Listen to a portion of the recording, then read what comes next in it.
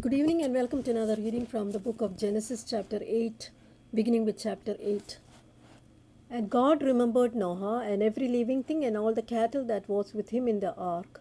And God made a wind to pass over the earth and the waters to assuage. The fountains also of the deep and the windows of heavens were stopped, and the rain from heaven was restrained. And the waters returned from off the earth continually, and after the end of the 150 days the waters were abated. And the ark rested in the 7th month on the 17th day of the month upon the mountains of Ararat. And the waters decreased continually until the 10th month. In the 10th month, on the first day of the month, were the tops of the mountains seen. And it came to pass at the end of 40 days that Noah opened the ark window which he had made, and he sent forth a raven which went forth to and fro until the waters were dried up off the earth.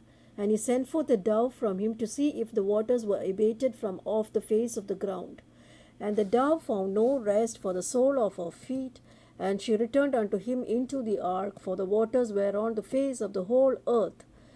Then he put forth his hand and took her, and pulled her in unto him into the ark. And he stayed at other 7 days, and again he sent forth the dove out of the ark. And the dove came in to him in the evening, and lo, in her mouth was an olive leaf plucked off.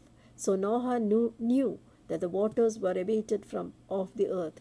And he stayed at another 7 days, and sent forth the dove, which returned not again unto him any more. And it came to pass in the 601st year, in the 1st month, the first day of the month, the waters were dried up from off all the earth. And Noah removed the covering of the ark, and looked, and behold, the face of the ground was dry. And in the 2nd month, on the 27th day of the month, was the earth dried. And God spake to Noah, saying, Go forth of the ark, thou, and thy wife, and thy sons, and thy sons' wives with thee. Bring forth with thee every living that is with thee, of all flesh, both of fowl and of cattle, of all the creeping thing that creepeth upon the earth, that they may breed abundantly in the earth, and be fruitful, and multiply upon the earth. And Noah went forth, and his sons, and his wife, and his sons' wives with him. Every beast, every creeping thing, and every fowl, after their kinds, creepeth upon the earth, went forth out of the ark. And Noah builded an altar unto the Lord, and took of every clean beast, and of every clean fowl, and offered burnt offerings on the altar. And the Lord smelt a sweet savour. And Lord said in his heart, I will not again curse the ground any more for man's sake.